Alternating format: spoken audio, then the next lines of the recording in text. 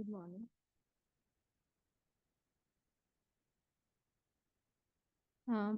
This is the continuation of the same chapter at the house of Balaram and Girish. The discussion was about divine incarnation. From there, it is drifted to the subject of Brahmajnana. Brahmajnana is the direct experience of knowing the individual self to be one with the universal self. Swami Ranganathananda says in his book, The Message of Upanishads, quote, Brahmajnana is Sarvatma Bhava, that is, realization of the Atman as a self of all. This is a supreme source of strength for man. Man gains energy through the knowledge of the Atman. The unique quality of this strength, of this energy, is that it is entirely constructive and beneficent, for it is the strength of love. Unquote. Sri Ramakrishna says, after attaining Brahmajnana, one can enjoy the God's Leela because there won't be any ego in him. And Sri Ramakrishna gives an apt example of holy man who put his belongings in a room and then goes around looking at the city. Bhavanath, a young devotee who was present, was impressed by the words of the master. Bhavanath Chattopadhyay was from Dakshineshwar. The master considered him to be in the class of Nityasiddhas, meaning those whose spiritual consciousness has been awake since their very birth. The master looked upon him as the embodiment of Narayana. Bhavanath often used to visit Sri Ramakrishna. We can see references in the gospel as well. Bhavanath arranged to have the master photographed at Dakshineshwar by an acquaintance of his, and this gave the world the photograph of Sri Ramakrishna, which we worship and meditate on even today. So Bhavanath's invaluable achievement and contribution to the world is remarkable. He passed away in 1898 at the very young age of 35.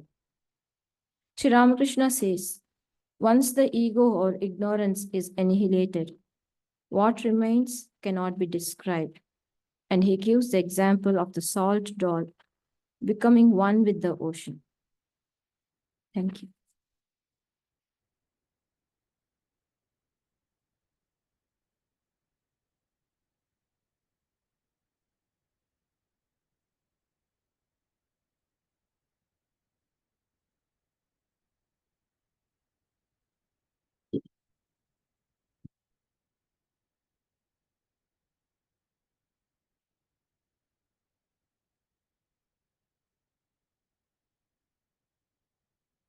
ॐ तव कथामृतं तप्तजीवनं कविभिरीडितं कल्मषापहं श्रवणमङ्गलं श्रीमदाततं भुवि गृह्णन्ति ते भूरिता जनाः.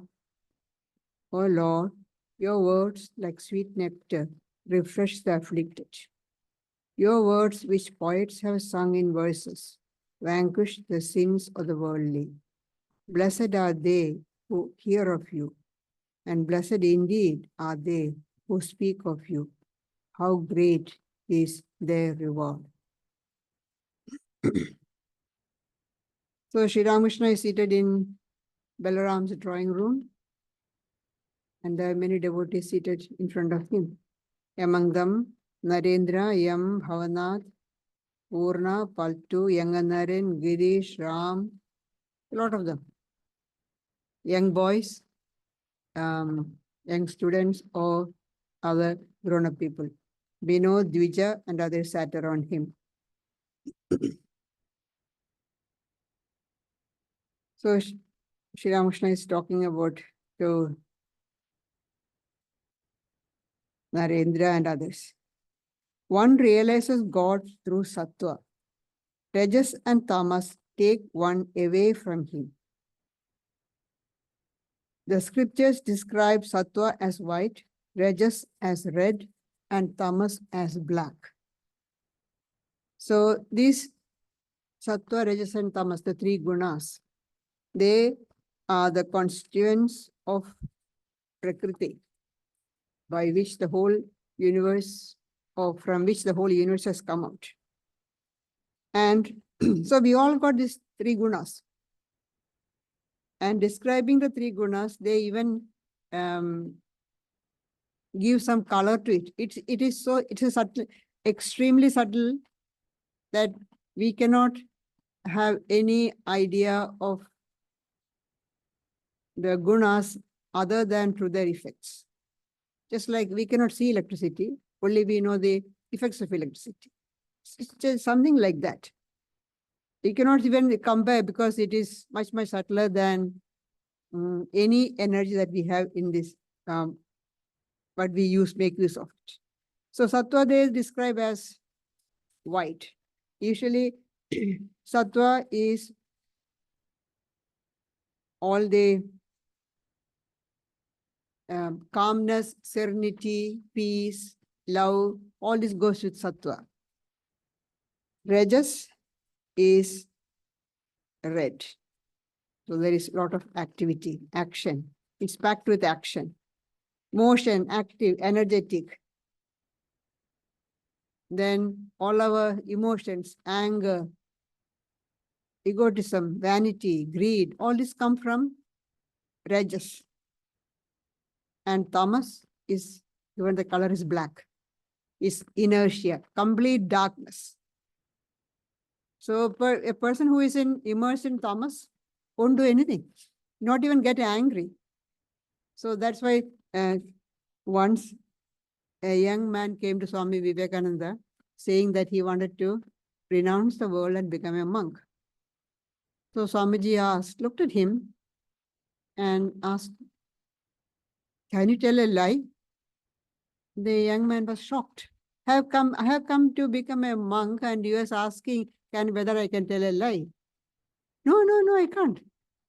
At least have something. Can you steal? Can you tell a lie? Have something, some energy. You are so immersed in inertia, tamas. Can't do anything. Can't even tell a lie. If you have something, then you can fight against it and go forward. That is, tamas is extreme inertia, tamas. Inertia, laziness, sleepiness, all that goes as characteristics of tamas. So, looks alike. The person who is extremely sattvic is very serene, calm, quiet, sitting quietly. And the person who is immersed in tamas also sits quietly. But they are the two extremes. One is calm because the mind is completely settled. There is no disturbance. The mind is calm, serene, fixed on the higher ideal. Whereas the other one, immersed in ignorance, completely covered by ignorance. So it's sitting quietly, just like a dead matter. So they describe tamas as black. Now, Sri Ramakrishna was talking about Hasra. Hasra used to live in Dakshinesha, and he used to read some books and do a lot of japa also. Or rather, he used to show off that he was doing japa. He would sit in front of on the veranda outside Sri Ramakrishna's room and tell his rosary so that people will see what a great devotee he is. So Sri Ramakrishna is talking. Once I asked Hasra, tell me, what do you think of the people that come here? How much sattva does each one possess? Sri Ramakrishna has great fun. He asking Hasra to evaluate the devotees who come there. How much sattva each one possesses? He said, Narendra has 100%. So Narendra is Hasra's great friend. So Narendra has got 100%.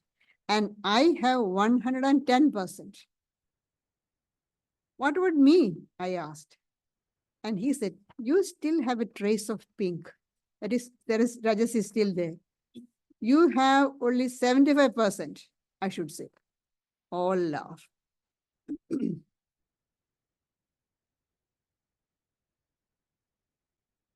Hasra used to practice japa at Dakshineshwar. While telling his beads, he would also try to do a little brokerage business because he had a debt of about few thousand rupees, which he wanted to clear up. So he will do all that, and people will come to him because he is great devotee sitting there. The truth is that you cannot attain God if you have even a trace of desire. Subtle is the way of dharma. If you are trying to thread a needle, you will not succeed if the thread has even a slight fiber sticking out. If you have any trace of desire, you cannot attain God. So, if you, Sri Ramakrishna says that, what are we to do then? We all got our desire. Well, we try to reduce our desires. Reduce the number of desires we have, and at the same time pray to God that He help us in reducing our desires. Because till all the desires are gone, God realization is not possible. When Sri Ramakrishna said this, somebody asked him, have all your desires been fulfilled? He said, no, I have got a few desires. And what are his desires? I'll chant the name of God. I'll visit the devotees of God. That is his desire. So those desires help him to keep the body, help him to keep the mind on the lower plane so that he can mix with people. And otherwise, if there is no desire, the body won't last. And then there's no purpose of his taking a human form.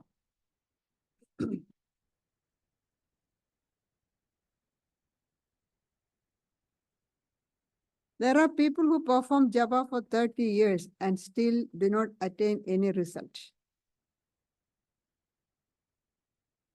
What's the reason? People do lot of japa, but no progress in spiritual life. What's the reason?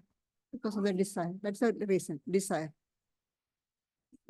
And in another place, Sri Ramakrishna says desires are like small holes. And he gives the example of the farmer bringing water. And the ridges are made of mud. There will be small holes because the pebbles are in the mud. And through those holes, the water leaks out. The person struggles a lot to bring in the water. The water is all leaking out. The desires are those holes. People do a lot of japa. But because they have got desires, all the results of the japa leaks out through that. They are not making progress in the spiritual life. So unless we get rid of desires, we cannot have God realization.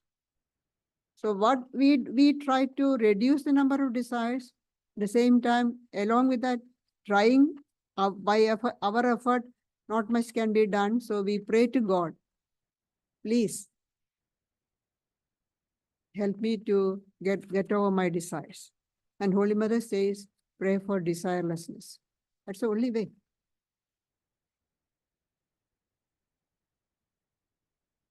No matter how much sadhana you practice, you will not realize the goal as long as you have desire. So that is one side. But this is also true that one can realize the goal in a moment through the grace of God, through His kindness.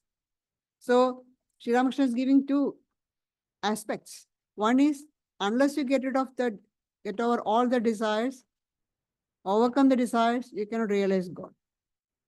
But at the same time, you have to remember, God can be realized if His grace comes. Through His grace, through God's grace, God can be realized. Now, even to strive for desirelessness, get over desires, that desire to overcome desire comes only through His grace. Even that is why Shankaracharya says, Manishyotam, Mumukshutam, Mahapurusha Samshrayam. All these three, the human body, human birth, desire for liberation, and the company of holy, come through the grace of God. So, to desire for desirelessness comes, that is the desire for freedom, liberation, that comes through the grace of God. So we can say we all have got the grace of God. That's why we are all sitting here. Otherwise, we wouldn't be coming here. But we have to work on ourselves to get more.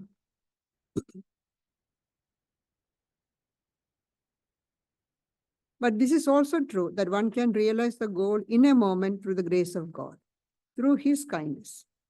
Take the case of a room that has been dark 1,000 years. If somebody suddenly brings a lamp into it, the room is lighted in an instant. It does not take 1,000 years, even 1,000 seconds. No, even that is not taken. The moment you bring the lamp, immediately, instantly, the darkness disappears. So the moment God's grace comes, immediately all the ignorance is gone, God realization is attained. A devotee. Sir, how does one receive God's grace? So if you have God's grace, you will be able to realize Him. But how to get God's grace? That's the question. Master, God has the nature of a child. A child is sitting with gems in the skirt of his cloth. Many a person passes by him along the road. Many of them pray to him for gems, but he hides the gems with his hands and says, turning away his face, no, I will not give any away. But another man comes along. He does not ask for gems, and yet the child runs after him and offers him the gems, begging him to accept them. So what Sri Ramakrishna is trying to point out here is God has the nature of a child. So there is no condition for grace. Grace is unconditional. We cannot say, oh, if I do this much, I'll get God's grace. No. So what are we to do then?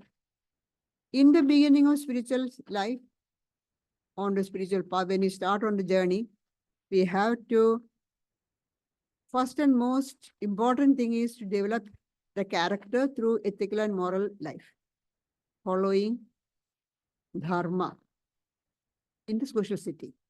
In the, whatever be our position in life, according to they follow that, the duties of that particular state in a ethical and moral way.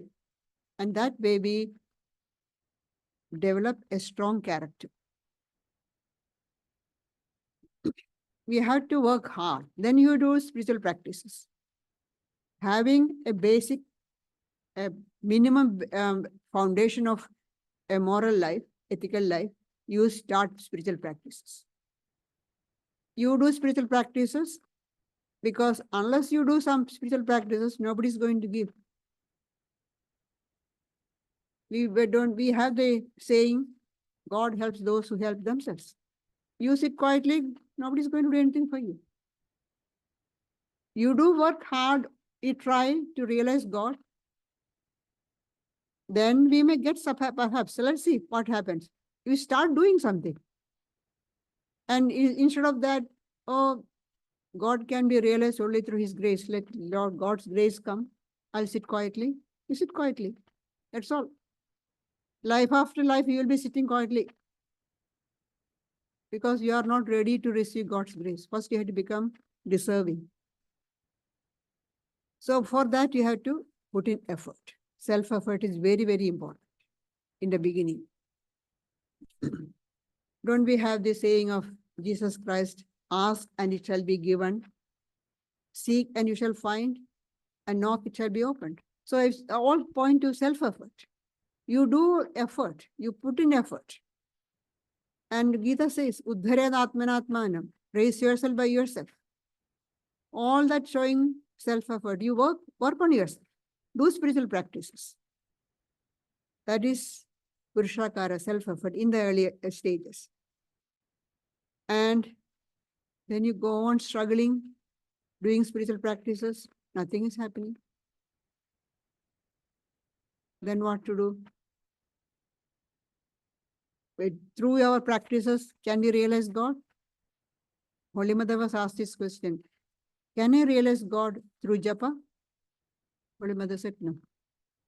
Can you realize God through other practices like meditation, prayer?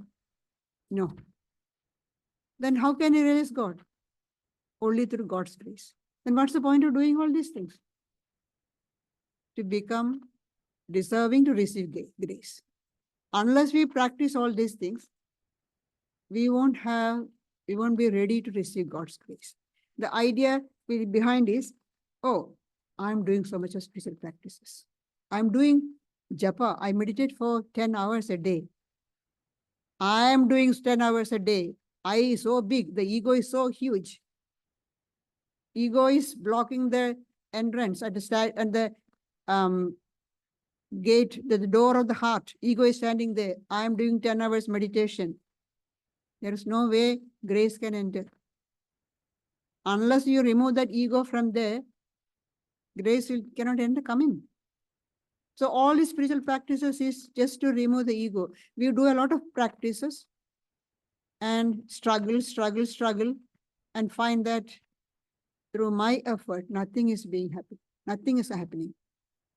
Then I surrender completely. I have tried my best. Nothing is happening. Please, you do what you think best. The moment you surrender completely, giving completely to at the feet of God, then ego goes away. Because ego is no longer saying I can't. Ego is saying I can't do. I is gone. The moment I goes, grace comes, and God realization happens. It sounds very easy, but try it, and then we'll see how the ego comes up. I am doing so much practices. I am meditating for so many hours. I am doing 10,000 japa, repeating the mantra. Well, I do, and that's completely we are closing the door. Only through struggle, when it's realized nothing is happening because of my effort, then God's grace will come. One cannot realize God without renunciation. Now, what do you mean by renunciation? Renunciation of the ego, renunciation of desires, this passion. Who will accept my words? Sri Ramakrishna is complaining now. I have been seeking a companion, a sympathetic soul, who will understand my feeling. When I see a great devotee, I say to myself, perhaps he will accept my ideal. But later on, I find that he behaves in a different way. Sri Ramakrishna prayed to God to give him a companion who will accept his ideas. And he says, when after all his practices, he used to weep for the devotees, because the people who are coming were, many of them, worldly people, they don't understand his ideas. And then devotees came, but they are of different, practicing different methods. Nobody was there who is fully open to his ideals, what Sri Ramakrishna wanted to give. So he was saying, I'm still looking for a sympathetic soul who will understand my ideal, my feeling. Then he gives a very funny example. A ghost sought a companion. One becomes a ghost if one dies from an accident on a Saturday or a Tuesday. It's a faith, very belief, not faith, belief. So whenever the ghost found someone who seemed to be dying from an accident on either of these days, he would run to him. Perhaps the person had fallen from a tree or a building, something. He would say to himself, at last he has found his companion. But no sooner would he run to the man than he would see the man getting up. Perhaps he had fallen from the roof, and after a few moments regained consciousness and got up and went away. The ghost didn't get a companion. So Sri Ramakrishna's case state is like that, like the ghost. Once Madhur Babu was in an ecstatic mood. He behaved like a drunkard and could not look after his work. At this, all said, Who will look after this estate if he behaves like that? Certainly, the young priest has cast a spell upon him. Actually, Madhur Babu wanted to experience ecstasy, trance. Sri Ramakrishna told him, no, there's no need. You are looking after me. That's enough. No, I want to experience. Then his way of saying is, well, if mother wills. And then after a few days, Madhur Babu had a trance, ecstatic mood. And he was laughing, weeping, can't look after the estate. Then all the people in the temple garden said, really, this young priest, that means Sri Ramakrishna, must have done something, cast a spell. Then, so he is gone, didn't get a companion. During one of Narendra's early visits, I touched his chest and he became unconscious. That is Narendra's actually second visit when he came alone. Regaining consciousness, he wept and said, oh, why did you do that to me? I have a father, I have a mother. This I and mine spring from ignorance.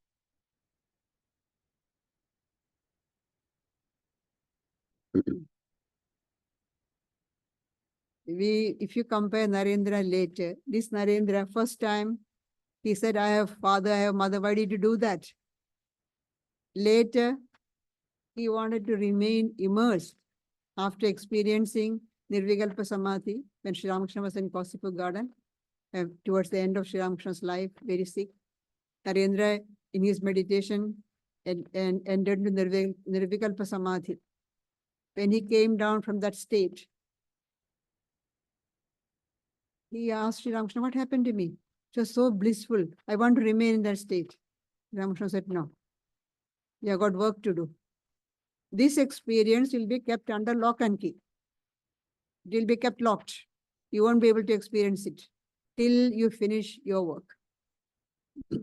So the same person, by the time he was ready for that, earlier it was Sri Ramakrishna's touch gave that experience. Now he earned it through his own effort.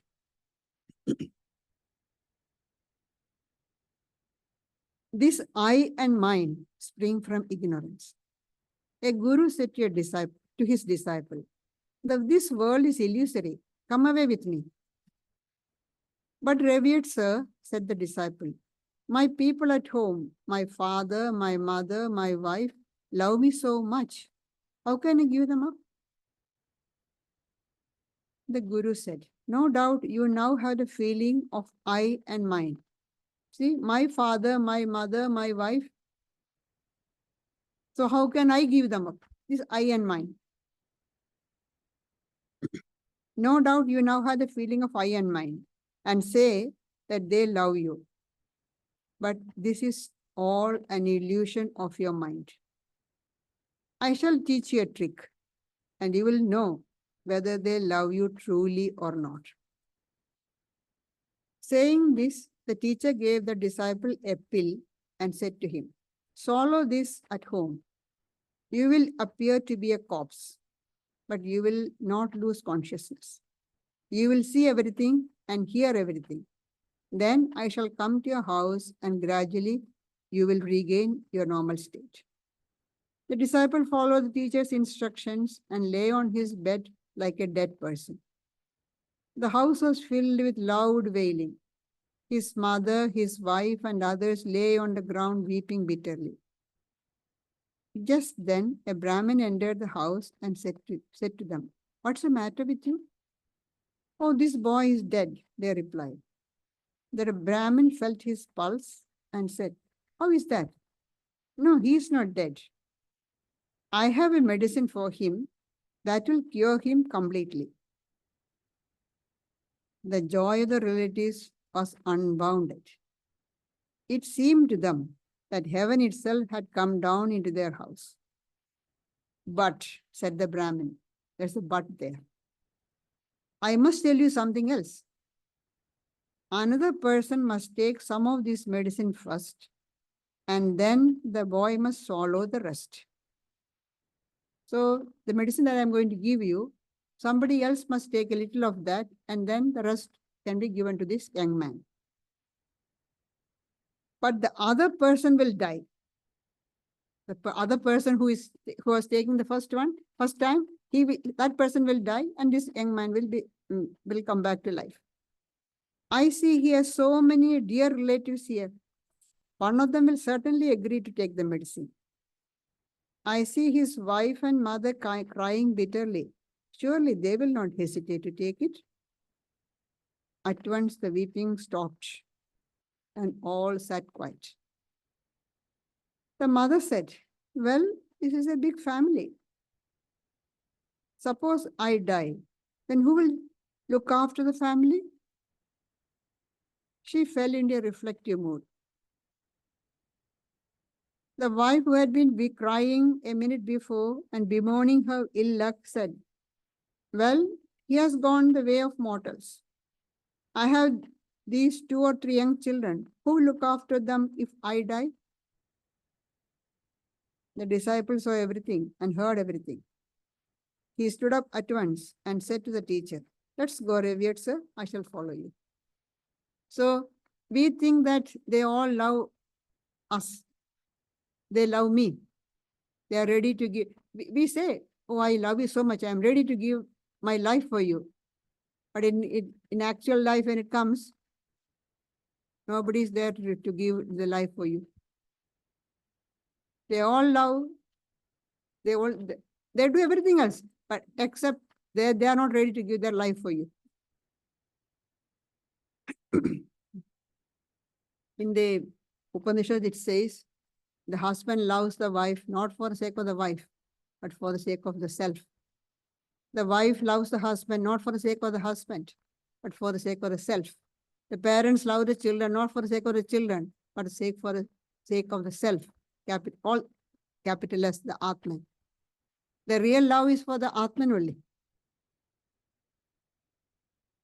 In the life of Buddha, there is an incident. Once the king and queen were on the terrace enjoying the beautiful moon, full moon. And then the king asked the queen, whom do you love most? Then she said, to tell you the truth, I love myself the most. Then then she asked the king the same question, whom do you love most? He also said, to tell you the truth, I love myself most. Now, in that, and then they went to Buddha the next day and asked him. He said, yes, because they each one love the most, because not the body itself. That's the real love. All the other things, illusion. When I say, when we hear in this story, the disciple said, oh, my parents, father, mother, wife loves me so much. No. The real love is only for the self, the Atman.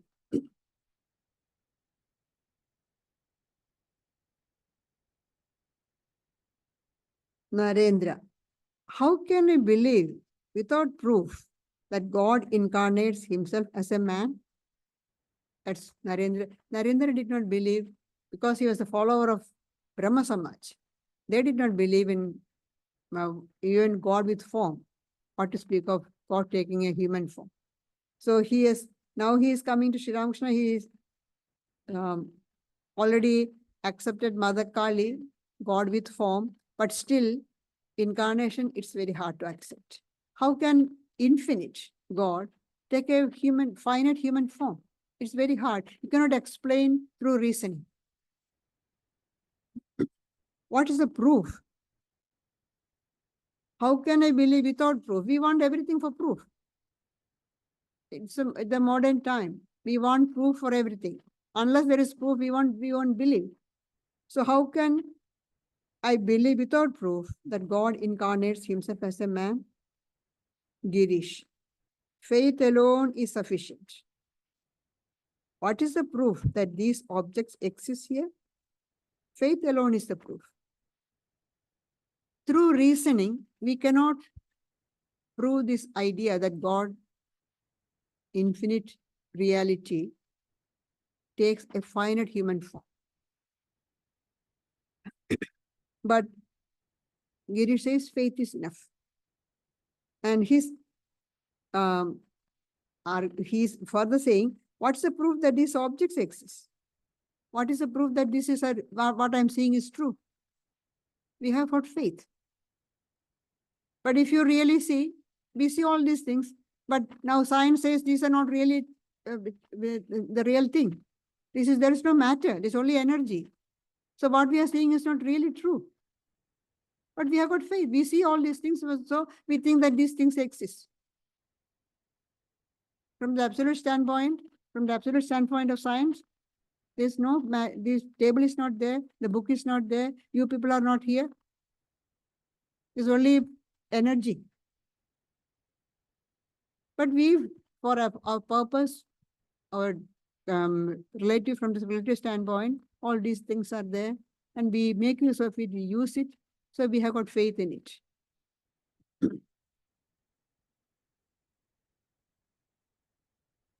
What is the proof that these objects exist here? Faith alone is the proof. A devotee. Have philosophers been able to prove that the external world exists outside us? They say we have an irresistible belief in it. The philosophers, they have argued from different angles, but nobody have been able to prove that the world exists external. When I die, the world dies. For me. For each one of us is like that. The world exists because I exist. Because I see, I experience. So the world exists. And that gives us, deep down, we have got that belief the world exists outside us.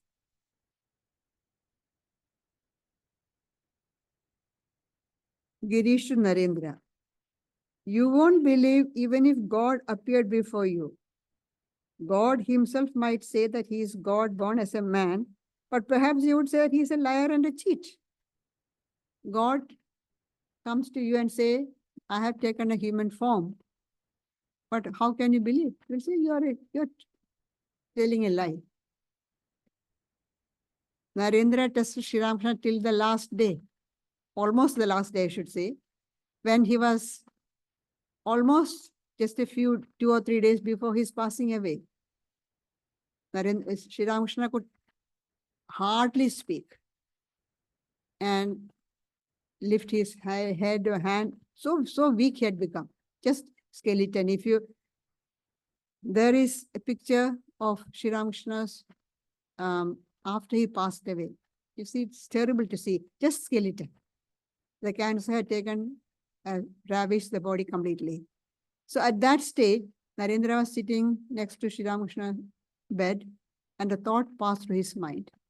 If he can say now, in this condition, that he is an incarnation, God taken a human form, in spite of all this suffering, then I'll believe. The moment that thought passed through his mind, he didn't say loudly, the thought passed through his mind, Sri Ramakrishna lifted his head with great difficulty, said, Naren, you still don't believe? He who was Rama, he who was Krishna is now in this form as Sri Ramakrishna. Then he added, not from a Vedantic standpoint. Vedantic standpoint means, Vedanta says everything is Brahman. Not from that. Actually, from the dualist standpoint, who has taken a form as Rama, who took a form as Krishna, has now taken the form as Sri Ramakrishna. Till then, he didn't have it. He tested Sri Ramakrishna so many times, Narendra. Still, the doubt is so terrible. That is why when Girish was saying that Sri Ramakrishna is God taken a human form and all that, there's a lot of, you can see a debate between Girish Chandraghosh and Dr. Sarkar. And one thing the Girish said was, he who has taken me across the ocean of doubt, what else can I say of him? The doubt is a terrible disease. It's in one of the hymns that Swami Vivekananda wrote on Sri Ramakrishna, he is going, Samshaya Rakshasa Nasha Mahastram. The great weapon that destroys the demon of doubt. Doubt is terrible demon. It's very difficult to get rid of. Whatever you say, doubt comes back.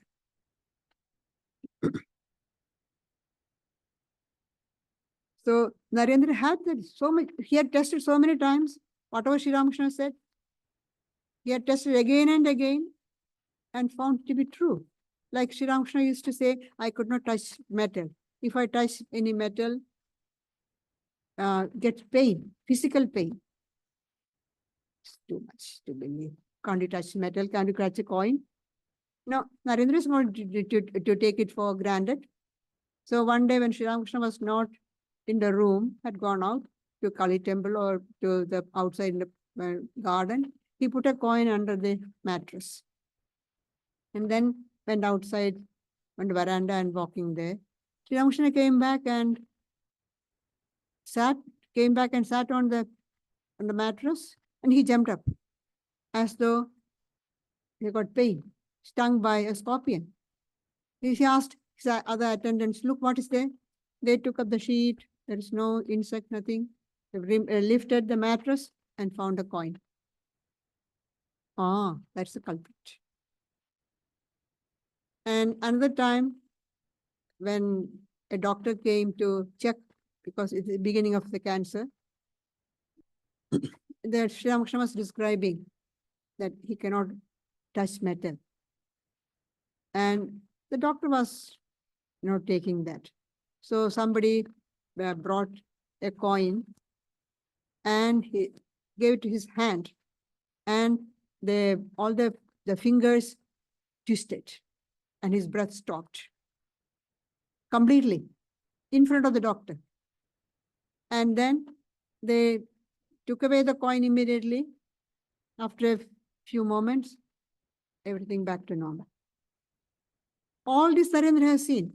Still it is doubtful. So doubt is so terrible. That's why towards the end, he said, if we can say in this condition, critical condition, that I am God taken a human form, then I will believe. He said that. Till then, it is very difficult. That's why Girish says, you wouldn't believe even if God appeared before you. God himself might say that he was God born as a man, but perhaps you would say that he is a liar and a cheat.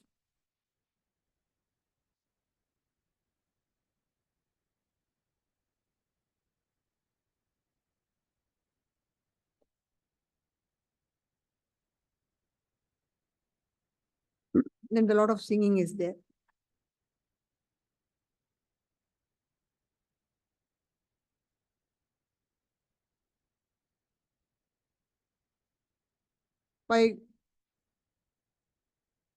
There exists in God both Vidya and Avidya.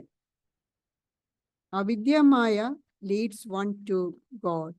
Vidya Maya leads one to God, and Avidya Maya takes away from him. Knowledge, devotion, compassion, and renunciation belong to the realm of Vidya. With the help of these, a man comes near God. One step more, and he attains God, knowledge of Brahman. In that state, he clearly feels and sees that it is God who has become everything. He has nothing to give up and nothing to accept. It is impossible for him to be angry with anyone. So Sri Ramakrishna is describing the state of God realization. First, there exists in God both Vidya and Avidya, Maya. Vidya Maya and Avidya Maya. Vidya Maya leads one to God. Avidya Maya away from God. Now, knowledge, devotion, compassion, renunciation, they are all belong to the realm of Vidya Maya, because all this leads a person, a devotee, towards God. With the help of this, a man comes near God. See, when sattva-guna increases, then all this comes along that. Knowledge of what? Not the knowledge that we ordinarily say. When we say knowledge, is knowledge of the external things, physical things. No, knowledge of God. Knowledge, devotion, compassion, and renunciation belong to the realm of Vidya. And these take nearer to God, like Sattva-guna. Sattva-guna points the way to God. Remember the story Sri Ramakrishna gives of the three robbers? He says Sattva, Rajas, and Tamas, they are the three robbers. And he gives a story, a rich man going to the forest was attacked by the robbers. They took everything, and then one of them said, let's kill him. What's the point of keeping him alive? Let's kill him. Then the second robber said, no, we have taken everything. Why should we kill him? Let's bind him nicely, tie him up. So they agreed. They tied him. The first one who said, let's kill him, that is tamas. Tamas destroys, completely destroys. The second robber who said, let's bind him, so he won't report to the police, that is rajas. Rajas binds through action, through activity. So they bound him tightly and went away, taking all his things, whatever they had stolen from him. After some time, the third robber came back and said, oh, we have tied you very tightly. You have been hurt. And I'm so sorry for that. I'll release you. He undid all the knots and then said, come with me. I'll show you the path back to your village from the forest. And so you go along this road, you'll reach your village. The man was very happy. You're so kind. Please come with me to my house. My family, people will be very happy to see you. He said, no, I can't come. I'm a robber. The police will catch me. So Sri Ramakrishna says, the one who pointed the way to the village, that third one, that's Sattva. Sattva points the way to God. You go along this road, you follow these disciplines, you will reach God. But Sattva cannot take. Sattva is not the end. It's only showing the path. You follow this, then you will reach God. So that's what here. Knowledge, devotion, compassion, renunciation. With the help of this, a man comes near God. Not attaining God, comes near God. One step more, and he attains knowledge of Brahman. He attains God. So Sattva is not enough. We have to go beyond Sattva also. That is why in the 14th chapter Gita, Shri Krishna speaks about the Gunati, the one who has gone beyond the three gunas. From our state where we are, where immersed more of tamas, little bit of rajas, and a tiny bit of sattva we have at present, we have to increase that to less tamas, more rajas, and more sattva. Step by step, go forward. And when sattva increases, then we come closer and closer to God. When you go beyond the three gunas, then you realize God, you attain knowledge of Brahman.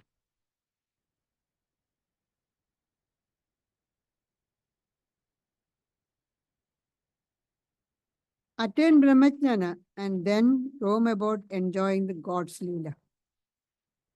Attain Brahmajnana, you realize God, you realize Brahman, but then you won't be able to enjoy the world. Sri Ramakrishna says, yes, attain Brahmajnana and enjoy the world. Because then you'll be seeing everything as God only. You can still enjoy. You enjoy the play of God. Not the base pleasures, you will be enjoying divine bliss. Then he gives an example. A holy man came to a town and went about seeing the sights. He met another sadhu and acquaintance. The latter said, I see you are gadding about. What about your baggage? Where is your baggage? I hope no thief has stolen it. The first sadhu said, not at all. I found a lodging, put my things in the room in proper order and locked the door. Now I am enjoying the fun of the city. First, find a lodging in God. Then go around enjoying the world. M to him, Bhavanath. These are lofty words. M to himself. Tasting God's Leela after Brahmajnana. Climbing down to the ordinary plane of consciousness after the attainment of Samadhi. Then, after you attain Brahmajnana, Sri Ramakrishna says, then wherever you look, you'll see only that consciousness. And he calls that Vijnana.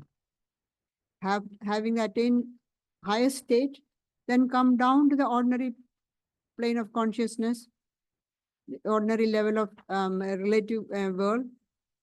You will be seeing everything as it is, but then in and through you don't see the presence of the divine in everything and everybody.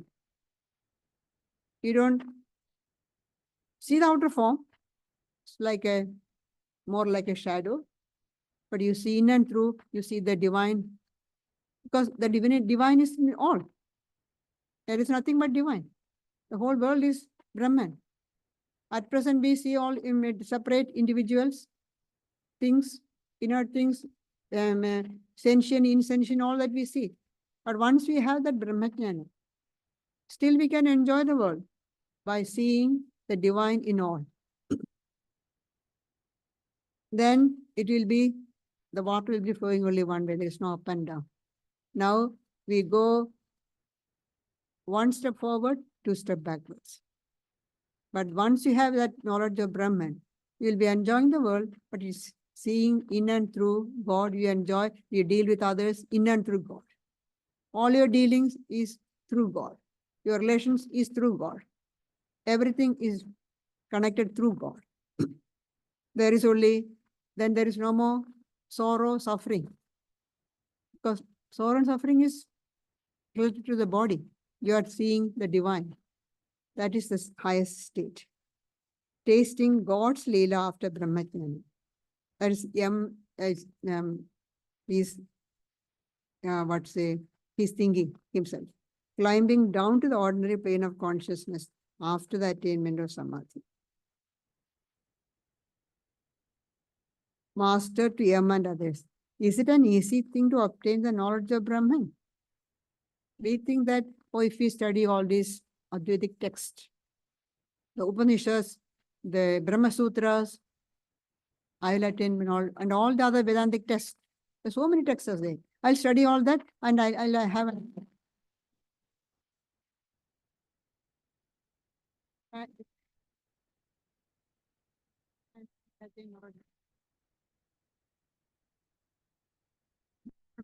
It's not so easy. What we get is an idea. Ashtavakra Samhita, a text on Advaita Vedanta, says, when you are thinking about the unthinkable, all you get is an idea. You think about Brahman, which is unthinkable, achintyam. The mind cannot think about it. We want to think about it. We want to understand. You understand an idea, not Brahman. But that's us. First, we have to start with that, an understanding. Only then, that is why Vedanta says, Shravanam, Mananam, Nididhyasanam. First, hear about it, then think about it. Second stage is thinking. Then meditate and assimilate. Then comes the realization.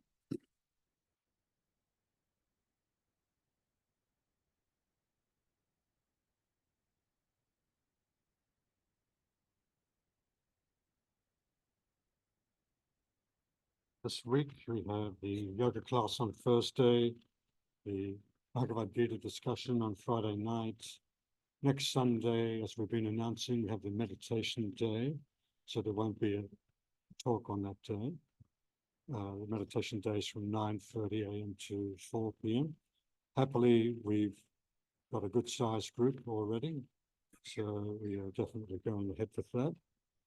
And the following Sunday will be a talk, the first in a series of talks by Pravrajikas Sri Gayatriprana on the 4 yogas. In particular, she's going to speak on Raja Yoga. So that's on Sunday, the 29th. The following weekend, the first weekend in July, please note there's no discussion on the Friday night. And Gayatriprana will be leading a retreat for teens at Dharma from Saturday afternoon through to the Sunday afternoon. Well, adults can come too. I mean, there will be a separate session, discussions with the adults, but mainly the parents who come, they'll be able to participate in some discussion as well. Of course, the teen sessions will be separate sessions with Gayatriprana. So now we'll conclude with a guided meditation.